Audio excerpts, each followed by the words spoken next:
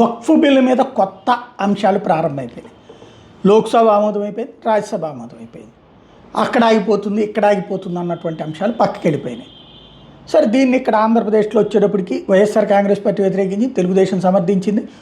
దాన్ని కవర్ చేయడానికి అని చెప్పేసి వైఎస్ఆర్ కాంగ్రెస్ పార్టీ లోక్సభలో ఆమోదించి రాజ్యసభలో వ్యతిరేకించిందని చెప్పడం, వీళ్ళేమో ఇదిగో ఇదిగో చూసుకోండి అని చెప్పడం, నిన్నటి నుంచి ఓ ప్రచారం వ్యూహాత్మకంగా చేసుకురావడం, ఇదంతా నడిచిపోయింది. ఇది ఆంధ్ర సంగతి పక్కన పెట్టేద్దాం. ఇప్పుడు జాతీయ రాజకీయాల్లో కొత్త కథలు వస్తున్నది. జాతీయ రాజకీయాల్లో కొత్త సీన్ ఏంటంటే రాష్ట్రపతి ఆటోమేటిక్గా సంతకం చేసేస్తారు, ఆమోదం వచ్చేస్తుంది. కానీ ఇప్పుడు అసలు కథ నడవబోతున్నటువంటి కాన్సెప్ట్ ఏంటంటే కోర్టు, సుప్రీంకోర్టు మతపరమైన వ్యవహారాలలో ప్రభుత్వపు జోక్యం చేసుకుంటోంది, మత స్వేచ్ఛకి భంగం కలిగిస్తోంది అని నడుస్తుందా? ఇక్కడ ఇది వక్ఫ్ బిల్లుని, వక్ఫ్ చట్టాన్ని రద్దు చేయాల.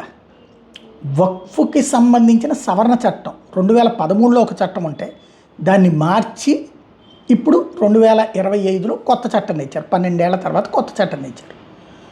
తప్పు అయితే ఆనాటిది తప్పే, లేకపోతే ఇప్పటిది తప్పు అవుతుందా? ఇది ఒక ఆస్పెక్ట్.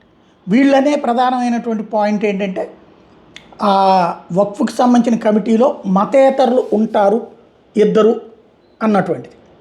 అది అధికార యంత్రాంగమా లేకపోతే ఏంటి అనేటటువంటిది ప్రభుత్వం వైపు నుంచి అది అధికార యంత్రాంగం, వాళ్ళు ఏమి వేరే మతాల వాళ్ళని పెట్టడం కాదు అన్నటువంటి పాయింట్ చెప్పుకొస్తున్నారు. కాబట్టి దాని మీద ఏదైనా సుప్రీంకోర్టు మాట్లాడాలి తప్పించి మిగతా అంశాలు అయితే ఏముండదు.